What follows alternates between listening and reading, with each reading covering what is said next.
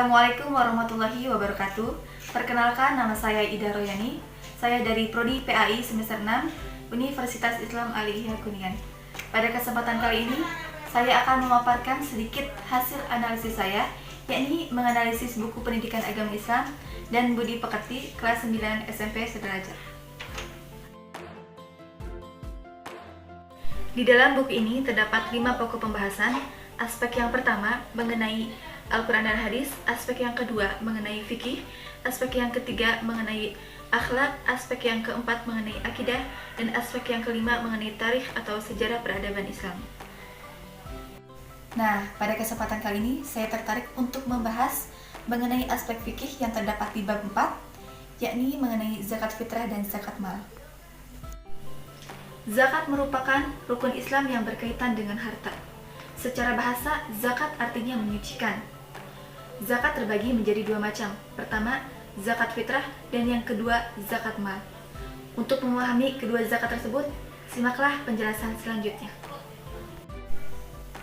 Secara bahasa, zakat fitrah adalah zakat kesucian. Dan menurut istilah, zakat fitrah adalah zakat yang wajib dikeluarkan oleh setiap mukmin atau setiap muslim pada bulan Ramadan. Oleh karena itu, zakat fitrah hanya dikeluarkan pada saat awal bulan Ramadan sampai menjelang salat Idul Fitri.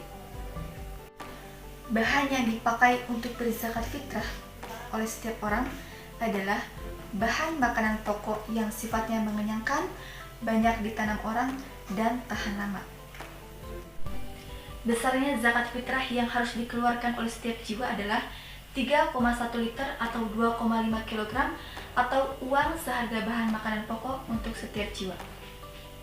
Syarat muzaki atau orang yang mengeluarkan zakat ada 3. Pertama, beragama Islam. Kedua, mengalami kehidupan di bulan suci Ramadan. Dan ketiga, mampu membayar zakat. Rukun zakat fitrah ada 4. Pertama, niat. Kedua, adanya muzaki atau orang yang mengeluarkan zakat. Ketiga, adanya mustahik atau orang yang menerima zakat. Dan yang keempat, adanya harta yang dipergunakan untuk berzakat fitrah. Ada beberapa waktu ketentuan untuk berzakat fitrah, sekaligus hukumnya dan ketentuannya.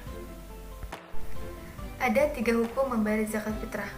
Pertama, waktu takjil. Kedua, waktu wajib. Dan yang terakhir, waktu afdol. Dalam waktu takjil, membayar zakat fitrah artinya dilakukan sejak awal bulan Ramadan sampai akhir bulan Ramadan, ditunaikan sebelum waktunya berbuka puasa. Waktu wajib adalah membayar zakat fitrah sebelum matahari terbenam sampai sebelum salat subuh di akhir bulan Ramadan. Waktu lebih utama atau afdol, yakni membayar zakat fitrah setelah selesai melaksanakan salat subuh atau di waktu sebelum melaksanakan salat Idul Fitri. Selanjutnya saya akan menjelaskan tentang zakat mal. Zakat mal adalah zakat harta yang dimiliki seseorang.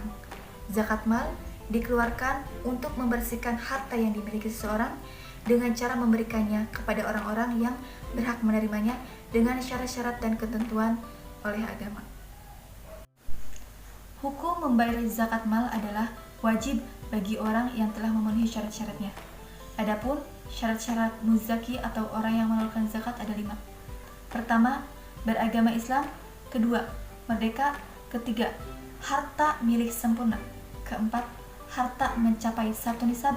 Dan yang terakhir, harta sudah dimiliki selama 1 tahun. Orang yang berhak menerima zakat atau mustahik ada 8. Pertama, fakir. Kedua, miskin. Ketiga, amil.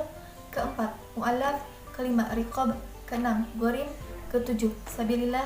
Dan yang terakhir yaitu ibnu sabil.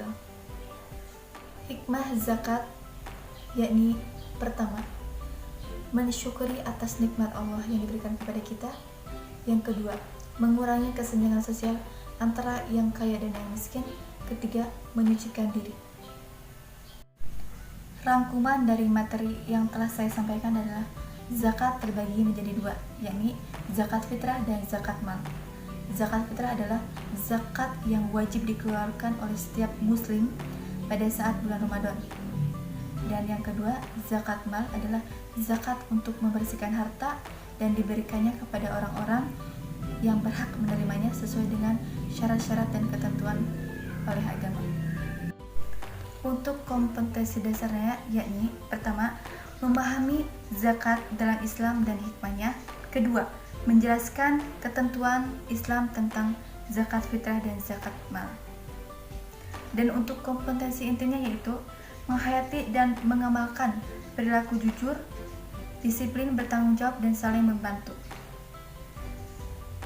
Untuk metode pembelajaran yang dilakukan oleh guru agar situasi atau kondisi di kelas secara aktif adalah dengan menerapkan metode ceramah, diskusi kelompok, tanya jawab, inquiry, dan penguasaan.